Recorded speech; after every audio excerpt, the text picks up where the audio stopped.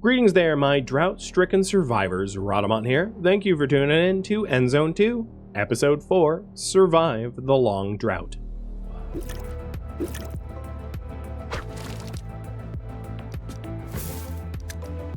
Let's rely more on fishing for now.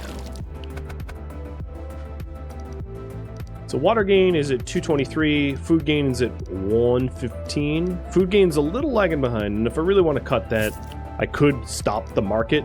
Food gain's at 205 without the market. So the market distributes a lot of food. But I did say I wanted the challenge of continuing to supply food to the market, so I'm going to keep doing it, even if it will take me a little bit longer. So we're about a quarter of the way to the food stock, and we're a little over halfway to the cistern stock. Already, or these the water factory stock. grounds are less damaged than the rest of the wastelands. Let's see what we can find here. I'll pack that. I think that's the first time we found glass. It's not something I can manufacture, I think, in the demo. I'll pack that. We can still find it.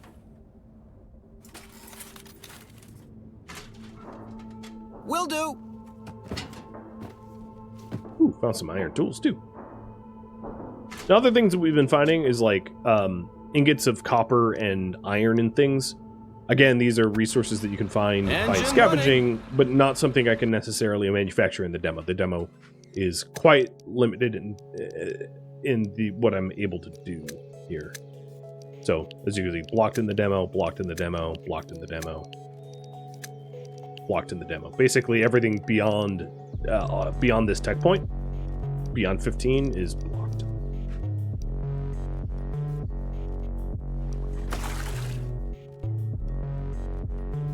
So it wants me to build one more food depot, and I wanted one up here so that it can supply foragers in this northern section of the forest if I end up exploiting that northern section at any point.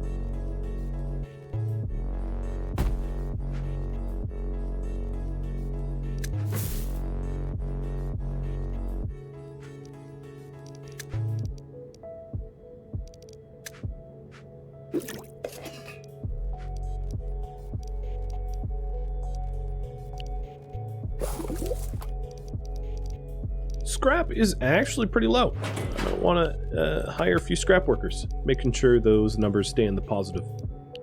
Probably only need one scrap worker, to be honest, but yeah, I want to keep an eye on that.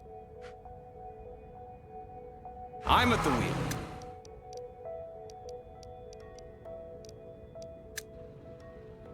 It's funny that I can just, like, stick a baby in the Pathfinder. There's a reason to do that, by the by. Like, you, as part of the game mechanics, you can have other settlements, so you can move people around that way.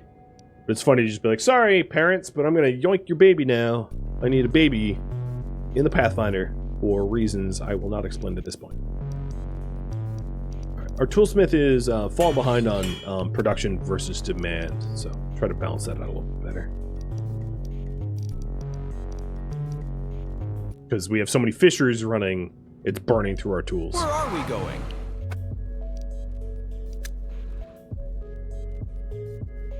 All clear.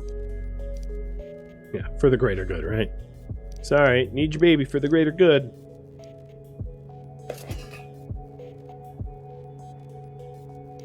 Alright, because the water is going to hit the goal before food, I'm going to fire some of our water collectors to add in more foragers so that food can kind of catch up.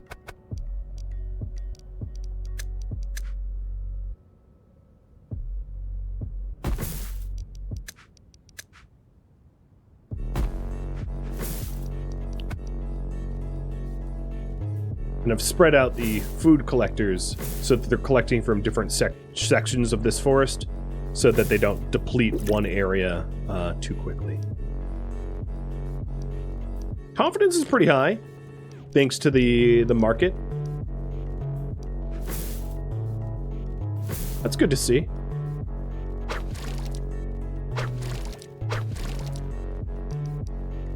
So we're about halfway to the food goal and 5/6 of the way to the water goal.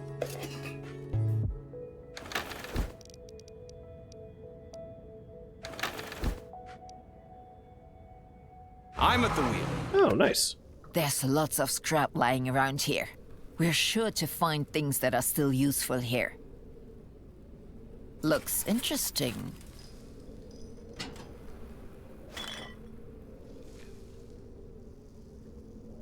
Let's go. This old safe. These documents are very instructive. Our experts at home can surely learn a thing or two from them. More decontamination I'll pack kits. that.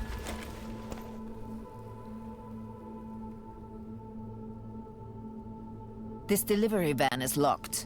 With the right tools, we're sure to get it open.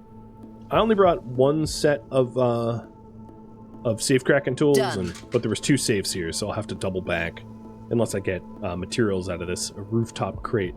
Done. I did. I got a lot of iron tools from the rooftop crate. I'll do it. like enough to crack 7 more safes. This delivery van is locked.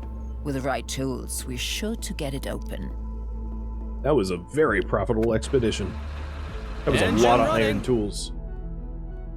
It's like more iron tools from that rooftop crate than I have found up until this point.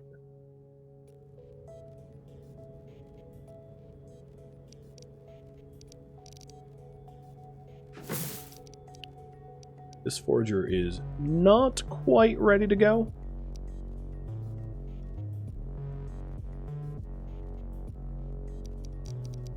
A little worried about my tools not keeping up. I may need to build more foragers to rely less heavily on fisheries, because the fisheries are nuking my tool supply. I could, of course, make another tool-making plant, but then that would mean more wood cutting, which would mean more tree nurseries, which would mean, the whole production chain moves, and it's probably easier just to have a lot more manpower on foragers. But we're up to 190 food now, so I think it's fine. I don't think I really need a metal. Where are we going? Away.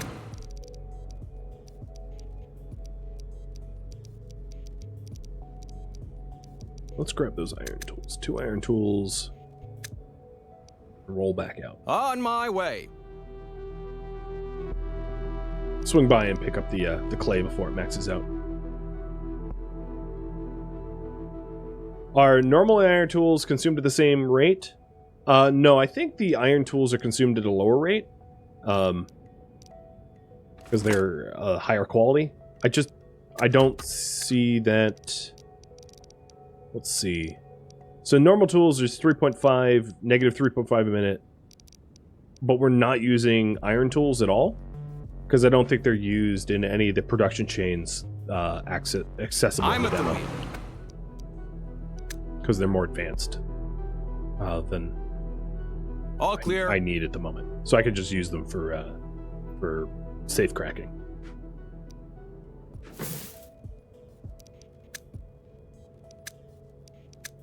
Well, much thanks to that lovely market. Confidence is almost at an all-time high. We're back up to almost the 100% that we started with.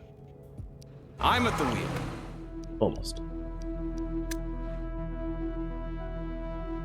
All clear. Astronaut, join. Thank you for the sub. Hope you're enjoying Got it. Endzone 2.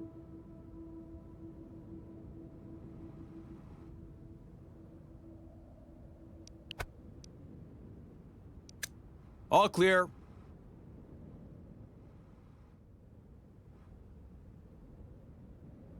Let's You go. can kind of see buildings in Fog of War. It's hard to spot all the points of interest, but it's not too On difficult. my way. This is an old farm. On my way. Car's basically full. Let's turn back.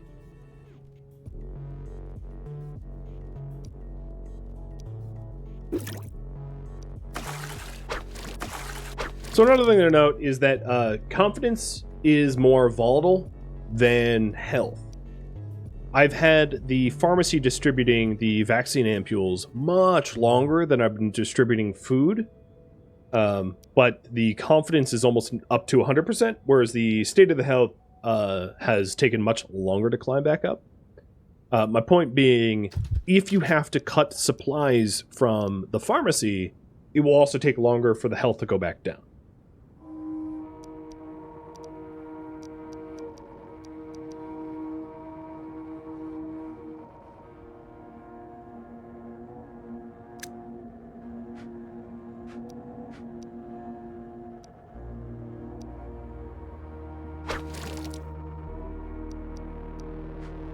Alright, I think we're on course for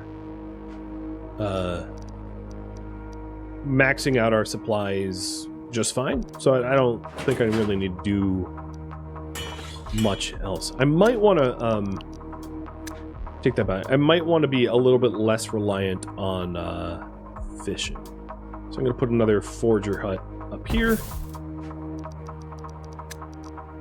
with a food depot and road access. And then have this do the northern half. There's not like a lot of good food in this area because there's so much there's a lot of old scrap, these apartment blocks or whatever. But it's enough that it should supply just fine. I'm at the wheel.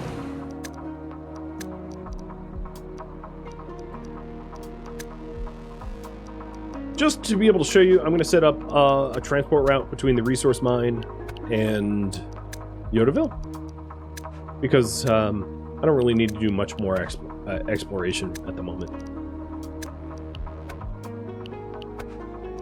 So this is picking up clay at the mine and dropping off at Yodaville. And I can hit accept.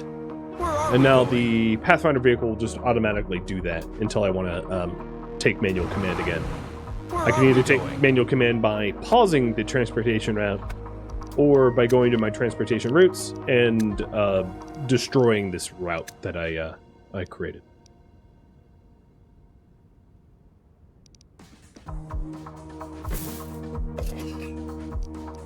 So I hit the necessary water, and food's about to happen in just a second. Jetties here. and fisheries are not able to produce during a drought, and nothing will grow on our plantations anymore either. You can reallocate the settlers normally active there to other kinds of production.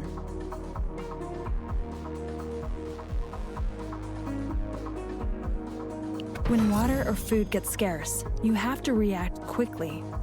Give the market and weaving mill a pause to conserve food and water.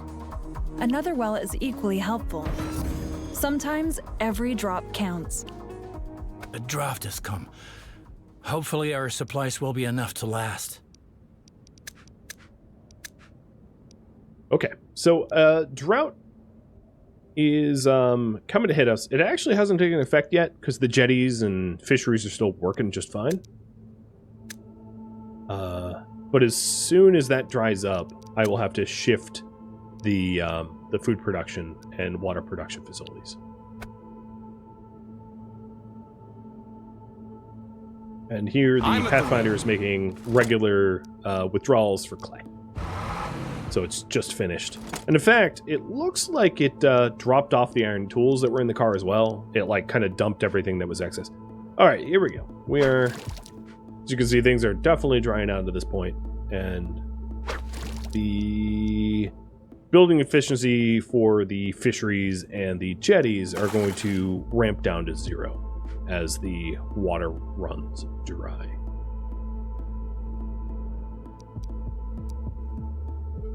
Now, the game informed me, or told me, that I should turn off the weaving mill, which uses water, a pretty significant amount of water, and then also turn off the market to not distribute goods in the market to conserve food. If you stockpile enough, you might be able to just keep going, but the game told me not to. So I'm going to pull everyone out of the fisheries and jetties because they don't operate during drought conditions. They don't collect anything. And then move those people to wells and to the foraging huts. Because, as you can see, with enough wells, I am still producing water. We're still water positive, even in the drought. And then I'm almost food positive. If I put some people in this foraging hut, I should be, yep, I'm food positive now as well. So drought or no drought, doesn't matter to me because I've set up a settlement that is a pretty drought, well, I wouldn't say drought proof, because the swamp farm turns off during the drought and there's no way around that.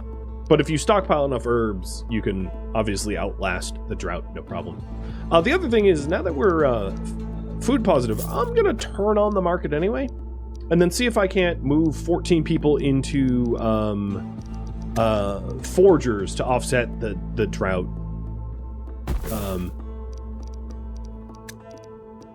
Or offset the drought's food negatives anyway.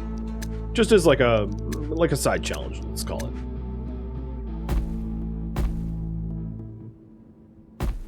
So that's another. So what, I'm 82 in the negative, and each forger collects 19. So I'm gonna need 5 forgers. It might be a little bit more forging than I'm gonna be able to supply, but I can at least make a dent.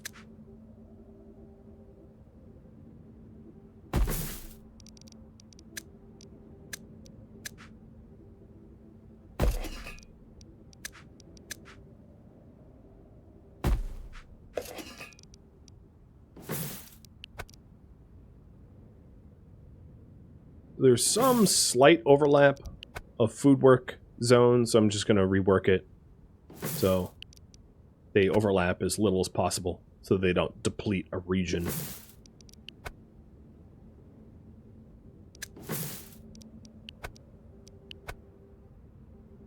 There.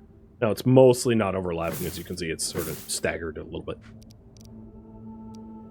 And then there was a wooded zone. How much have I pulled from this wooded zone down here?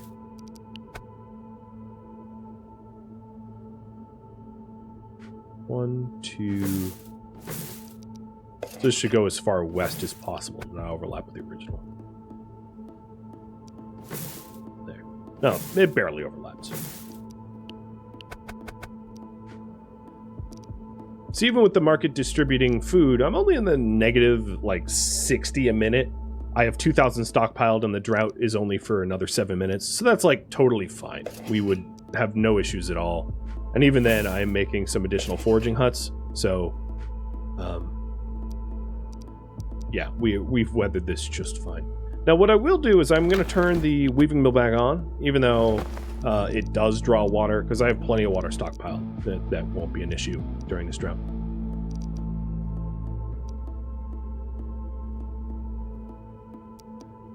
I'm at the wheel.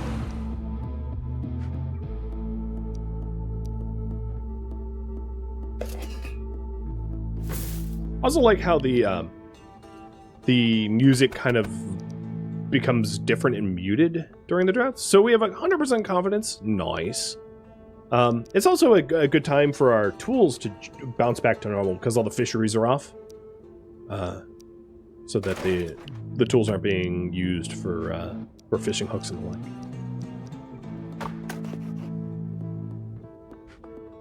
Ooh.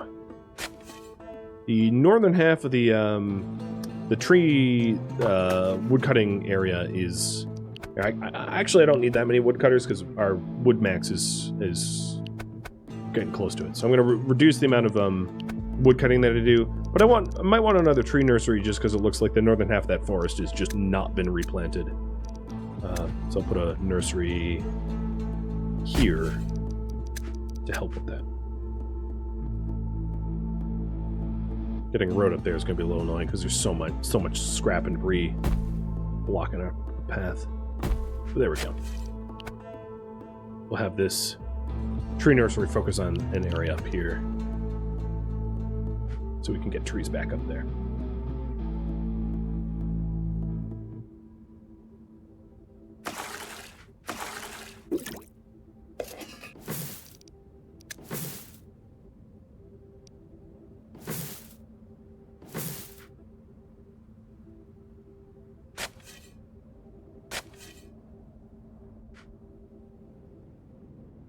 New Alright, instructions? Pathfinder, let's go ahead and start manually using you now.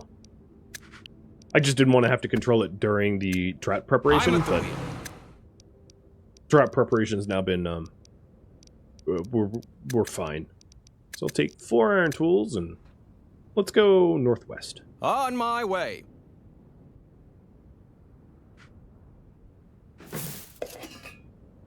Now, if you remember from the start of the stream, there was some other settlement sites out that way. Maybe we go and try to scout those.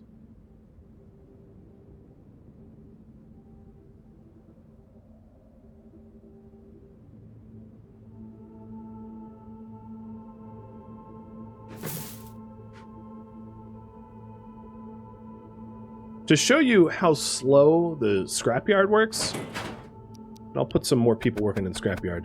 The initial wind turbines that we've been breaking down are still unfazed virtually.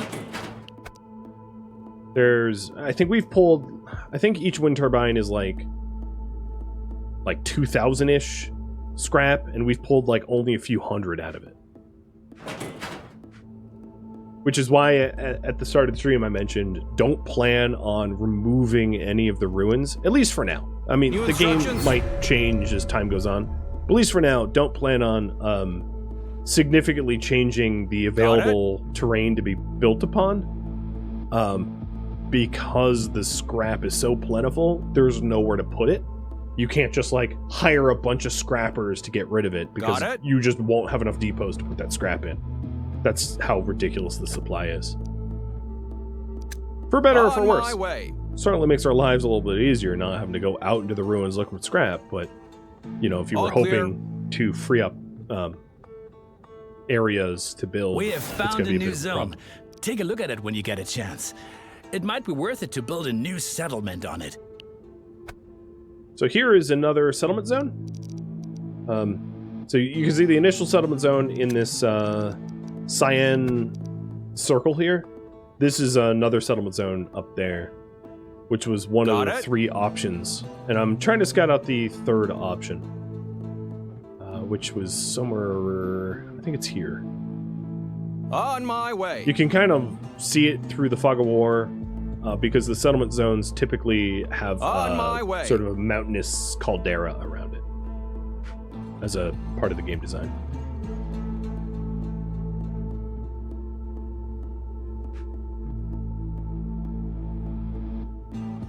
Where are we going?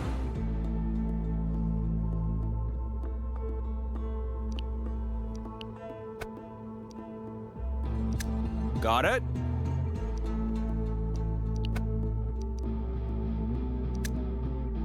All clear.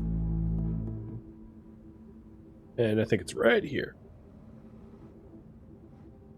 We have found a new zone. Take a look at it when you get a chance. It might be worth it to build a new settlement on it. Now, the tutorial will take me into building a second settlement, so I'm not going to do it right now, but you can see that there's a cost associated with that. This action is unlocked by making progress in the tutorial, so it won't even let me do it. Let's go.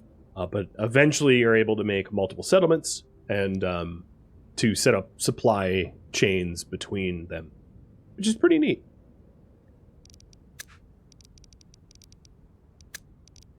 Now we're doing so well back home that I might go ahead and set up some additional housing. I'm gonna set up a house.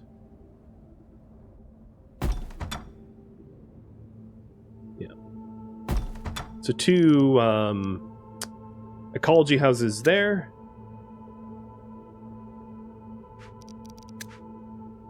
And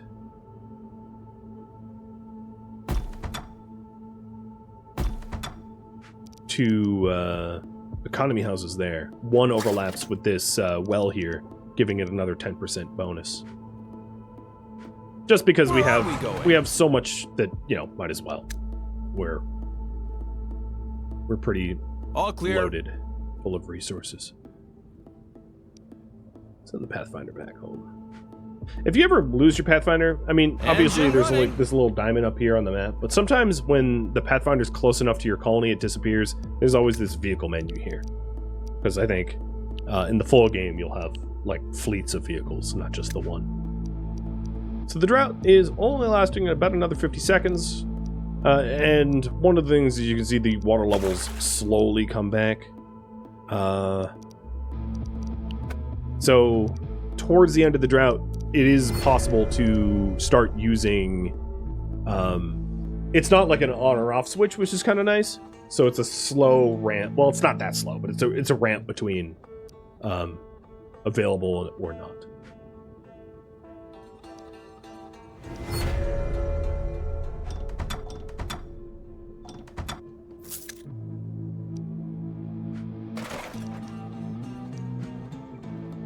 And one of the things I'm going to want to do once the drought formally ends is to move my my well workers over to jetty workers, because the jetties are more efficient than the wells for water.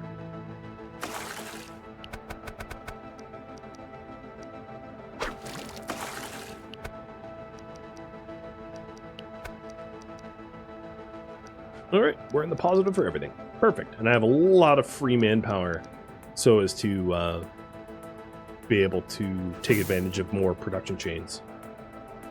Where are we going? Hey, tutorial, I've survived the drought. Let's progress now. Engine running.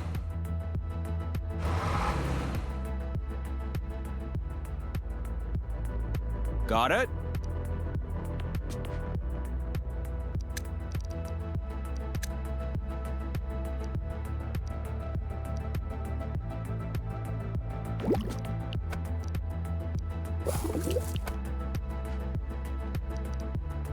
I suppose I'm going to start brickworks with all of my free labor minus one person who's free to build.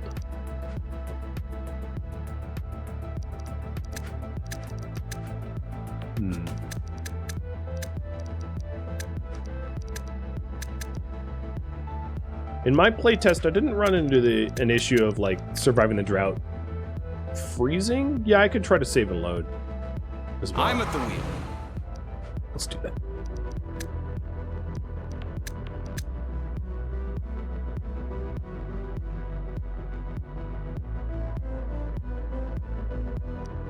There isn't too much left in the demo. It's more or less, I've gotten to the point where it's going to instruct me to, in case it doesn't progress. Well, actually, it might be a case where they've changed the demo and what is accessible.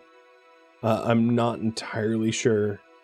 But in my playtesting, it did go through the production chain for rubber, setting up growing plants at a plantation that is a rubbery plant. I'm not really sure what plant it is. And then setting up a vulcanizer, which uses that rubbery plant and coal to make rubber, so that you have a source of rubber for gloves. And then also to set up a second settlement. So we'll see if those things trigger. I might be able to actually do that without the tutorial prompting me. So if the tutorial has bugged out, I'm just going to progress as if it hasn't. I'll give it another minute or two. Where are we going? See if it re-triggers. And if it hasn't, I'll pretend like it's still running. Let's go. I've played it before and I know what it's going to prompt me to do.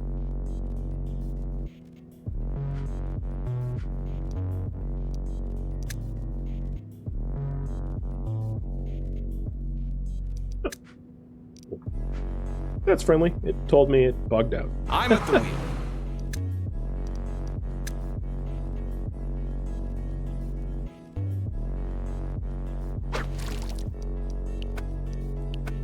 Luckily, the drought has been There it weathered, goes. and we can refill our depots again. If you have reallocated manpower, don't forget to put production at your settlement back on normal operation. Where are we going? Our settlement has asserted itself successfully against many problems. I think the time has come to expand. If you're ready, we'll begin with preparing ourselves toward creating a second settlement. Got it?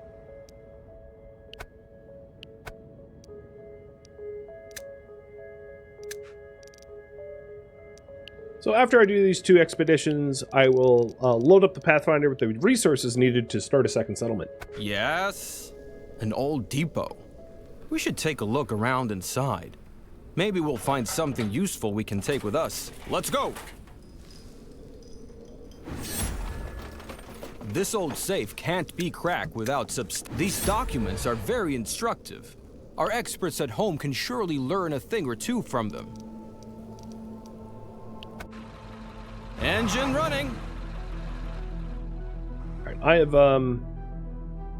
filled the Pathfinder, On so I'm my going to run way. this back.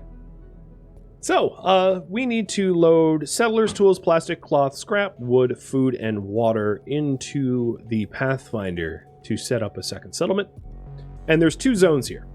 So, this zone has 1 fertile soil, 1 swampland, 1 clay, and this zone has the same. I'm going to have you guys pick which zone to do, the southern or the northern one. I mean, they're both to the northwest, but one's more northern than the other.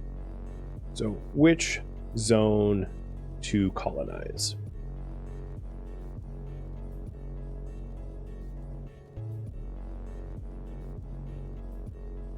In terms of strategic resources, they're like identical. And then in terms of actual layout, this one has swampland to the south, or swampland to the north, fertile soil to the south, and sort of a pond in the middle. This one has the pond in the north, with the fertile soil in the northeast, and the swamp above the pond, even northernmost, with a lot of scrap in the middle.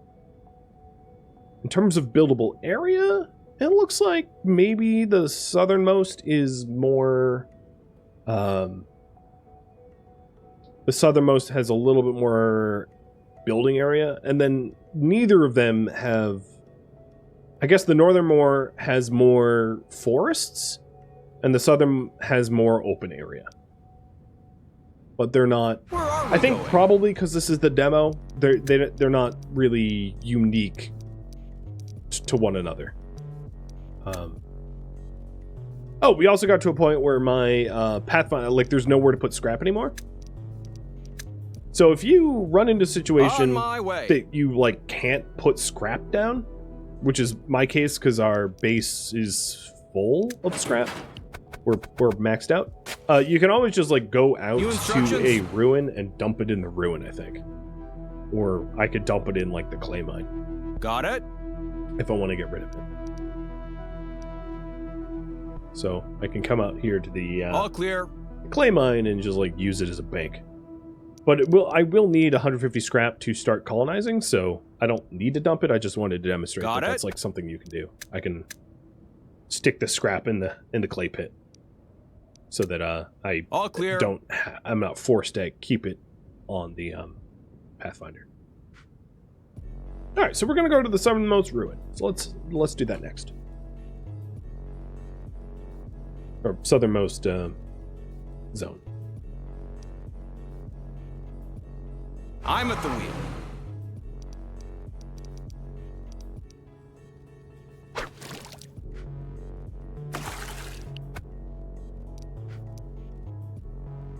One of the reasons why I built all those extra houses is so that we would have a baby boom, so that I could afford the settlers to be able to colonize, because I kind of knew that it was coming. So it wants us to put 150 scrap, 150 wood, 500 water, 250 food, 20 cloths, 10 plastics, 10 tools, and 10 settlers. We have everything necessary with us. Now we can set off to create a new settlement. Get yourself going on the search for a new zone you'd like to settle. Maybe we'll find one that has other resources to offer than our present home. So that wasn't the case in the demo, but I'd imagine that in the full release, that will be very much the case where certain zones won't have resources, so you're sort of forced to manage multiple zones. On my way. And then set up production chain management and transportation between them so that they exchange strategic resources. On my way.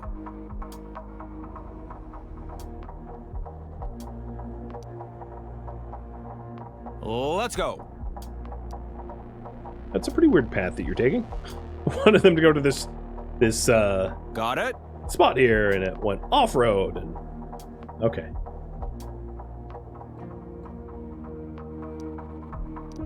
On my way. We have to build a transfer point near one of the ascents to be able to unload our vehicles. Now we need a place where we want to build our town center.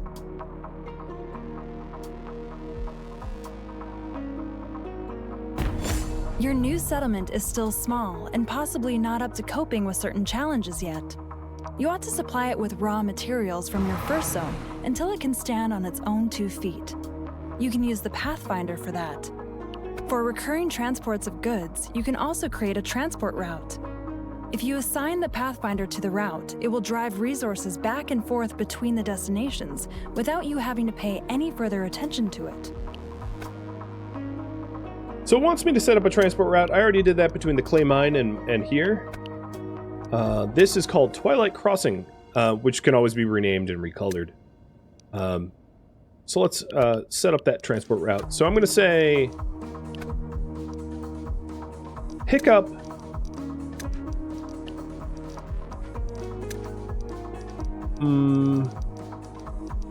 vaccine ampules, 1, and activated coal masks, 2 or 3, let's say, and drop that off.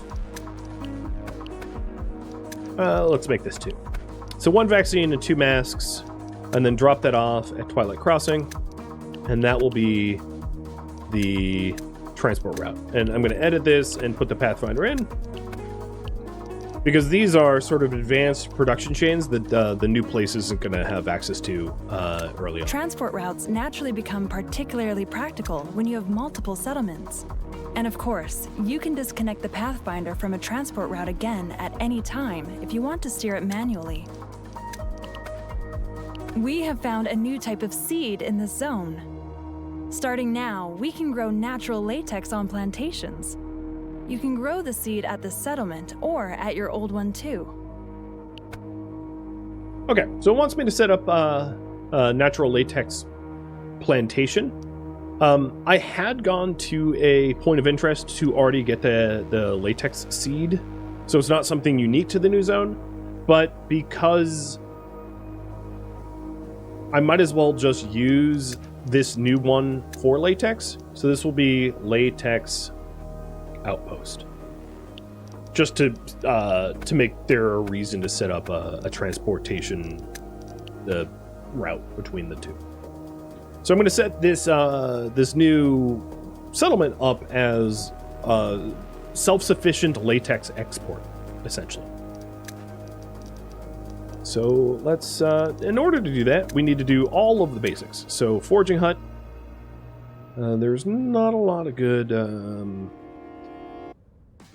trees here. I'm going to set the foraging hut here.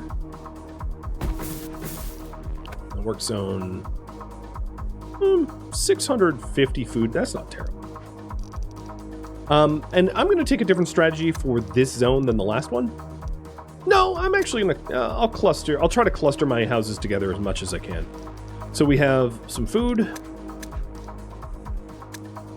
We'll also go with woodcutter.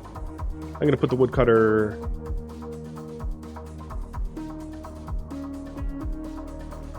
up here. We're going to want a tree nursery as well with it. And then, of course, I'm going to use depots and all that as well. Do a scrapyard.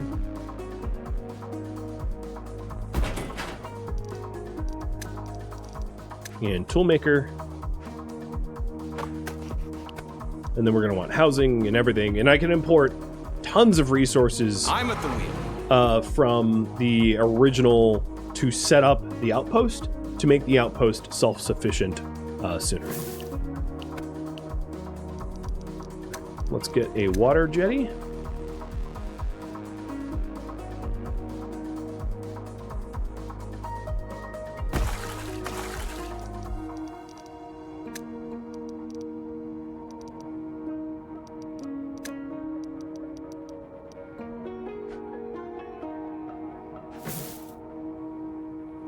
And I think what I'll do is I'll import the masks and the vaccines from home, but otherwise have this entire place be self-sufficient.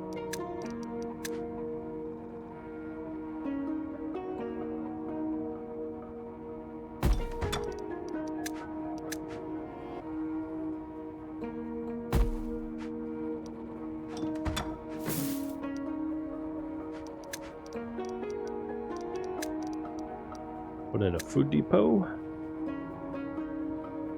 Now, if I put a food depot here, it should be close enough for a fishery here as well. I am going to start importing wood.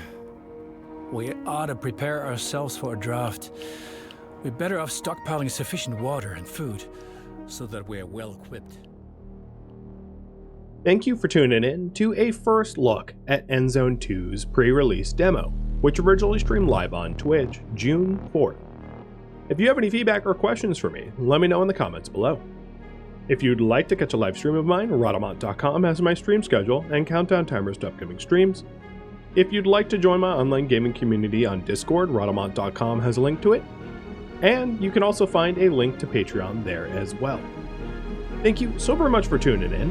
A special thank you to my Patreon patrons, Twitch subscribers, and viewers like you that support the channel and made it all the way to the credits. Thank you so very much. Hope to catch you next episode or an upcoming stream. Farewell, my fellow survivors of the Endzone.